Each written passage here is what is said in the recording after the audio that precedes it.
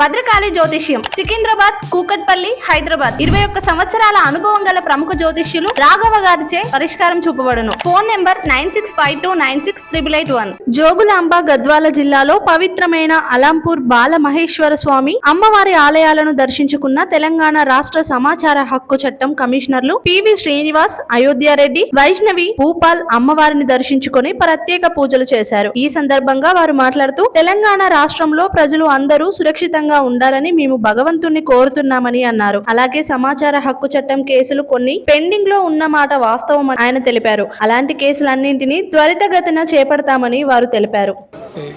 రేపు జోగులాంబ, గద్వాల, అదేవిధంగా వనపర్తి జిల్లాల్లో సమాచార హక్కు చట్టం అమలు తీరుపై సమీక్షా సమావేశం కలెక్టరేట్లో ఇవాళ రేపు ఉంది. ఆ సందర్భంగా అమ్మవారిని దర్శించుకొని ఆ రకంగా తెలంగాణ రాష్ట్రంలో ప్రజలందరూ సుఖశాంతులతో ఉండాలని, అలాగే తెలంగాణ దేశంలో అదేవిధంగా ప్రపంచంలో పోటీ పడే విధంగా అభివృద్ధి సాధించాలని కోరుకుంటున్నాం. అదేవిధంగా ముఖ్యంగా సమాచార హక్కు చట్టం 2 సంవత్సరాలుగా కమిషనర్లు లేక 17,000 కేసులు పెండింగ్లో ఉండటం వల్ల త్వరితగతిగా ఈ కేసుల్ని పూర్తి చేయాలనే ఒక సంకల్పం తీసుకున్నాం.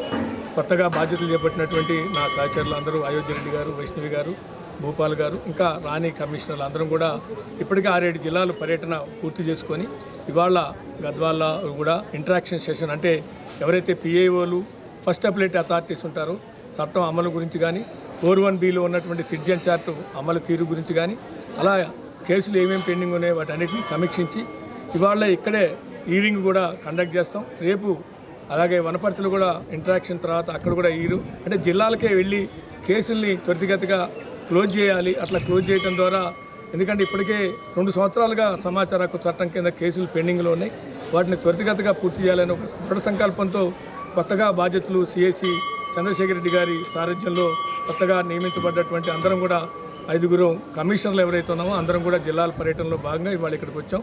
అందరూ కూడా సమాచార హక్కు చట్టాన్ని ఒక సాధారణ పౌరులకి ఒక వజ్రాయుధం లాంటిది కాబట్టి ఆ ఆయుధాన్ని దుర్వినియోగం చేసుకోకుండా సద్వినియోగం చేసుకొని యావత్ సమాజం ఒక పారదర్శకత పాలన అందించాలి అనేటువంటిది, అకౌంటబిలిటీ ఉండాలి అనేటువంటిది ప్రభుత్వ లక్ష్యం కానీ చట్టం యొక్క ఉద్దేశం కానీ. ఎవరైనా కోరుకునేది ప్రజాధనం దుర్వినియోగం కాకూడదు. ఆ రంగా ప్రజాధనం దుర్వినియోగం కాకూడదు అంటే చెక్స్ అండ్ బ్యాలెన్స్ ఉండాలి. చెక్స్ అండ్ బ్యాలెన్స్ కోసమే 2005లో ఆర్టీఐ చట్టాన్ని తీసుకొచ్చారు. ఆ చట్టాన్ని మరొకసారి చెప్తున్నాం, ఎవరు కూడా మిస్యూజ్ చేసుకోకండి. సమాజ అభివృద్ధికి దోహదపడే విధంగా, అకౌంటబిలిటీ, పారదర్శకత పాలన ఉండే విధంగా ఉపయోగించుకోవాలని కోరుతున్నాం. Thank you.